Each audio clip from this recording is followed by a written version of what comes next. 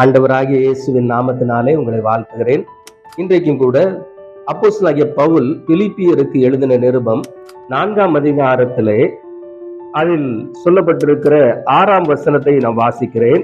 நீங்கள் ஒன்றுக்கும் கவலைப்படாமல் எல்லாவற்றையும் குறித்து உங்கள் விண்ணப்பங்களை ஸ்தோத்திரத்தோடு கூடிய ஜெபத்தினாலும் வேண்டுதலினாலும் தேவனுக்கு தெரியப்படுத்துங்கள்.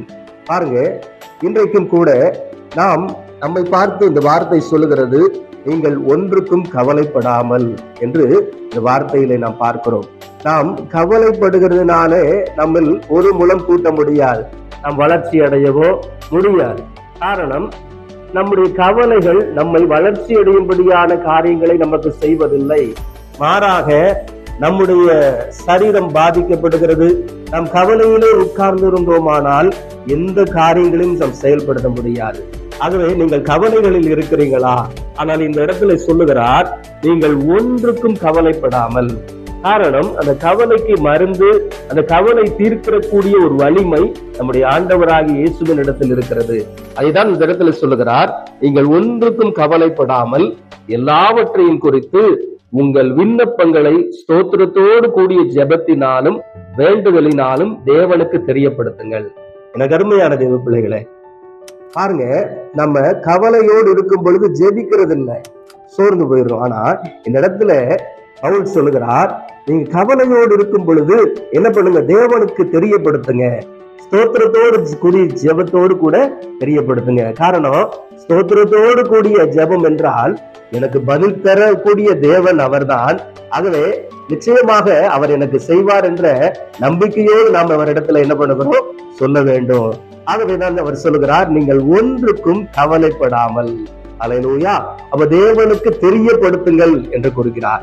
ஆகவே இன்றைக்கு நம்முடைய கவலைகளை, நம்முடைய பாரங்களை தேவனை தவிர எல்லாரிடத்துல நம்ம பகிர்ந்து கொள்கிறோம். ஆனால் இந்த இடத்துல அவர் சொல்லுகிறார், தேவனுக்கு தெரியப்படுத்துங்கள். அல்லேலூயா. அடுத்த வசனம் சொல்கிறது பாருங்க, 7ஆம் வசனம், அப்பொழுது எல்லா புத்திக்கும் மேலான தேவ சமாதானம் உங்கள் இருதயங்களையும் உங்கள் சிந்தைகளையும் கிறிஸ்து இயேசுவுக்குள்ளாக காத்து கொள்ளும். அல்லேலூயா. அப்ப பாருங்க, எவ்வளவு பெரிய ஒரு ஆசீர்வாதம் நமக்கு ஆண்டவர் கொடுக்கிறார். தேவ சமாதானம் உங்கள் இருதயங்களை உங்கள் சிந்தைகளையும் கிறிஸ்து இயேசுவுக்குள்ளாக காத்துக்கொள்ளும் என்று சொல்லுகிறார்.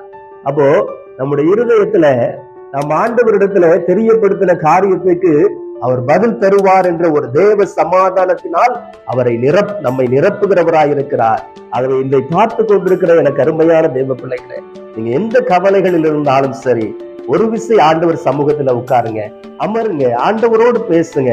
இந்த உலகத்துல எந்த மனுஷன் நம்முடைய கவலையை கேட்கிறாங்களோ, கேட்டு அநேக காரியங்கள் பார்த்தீங்கன்னா என்ன சொல்லுவாங்க, நம்மை குறித்து அவதூறாக தான் வெளியே பேசுவாங்க. ஆனால் உங்களையும் என்னையும் அழைத்த தேவன் உங்க உள்ளத்தை பார்க்கிற தேவனாக இருக்கிறார். ஆகவே எந்த காரியங்களா இருந்தாலும் ஆண்டவராகிய இயேசுவினிடத்துல உங்கள் விண்ணப்பங்களை தெரியப்படுத்துங்கள். அல்லேலூயா. அப்பொழுது அவர் நம்முடைய இருதயத்தை நிரப்புவார். அது பதிலுக்கேற்ற வழிகளை ஆண்டவர் திறந்து கொடுப்பார். ஆகவே எனக்கு அருமையான தேவ பிள்ளைகளே, உலகத்துல பல காரியங்கள் நம்மை சூழ்ந்து கொண்டிருக்கிறது, கலங்காதீர்கள். ஆண்டவர் நம்மை ஆசீர்வதிக்க ஒரு வல்லவராயிருக்கிறார். உங்களை நிச்சயமாக அவர் ஆசீர்வதிப்பார். ஆமென்.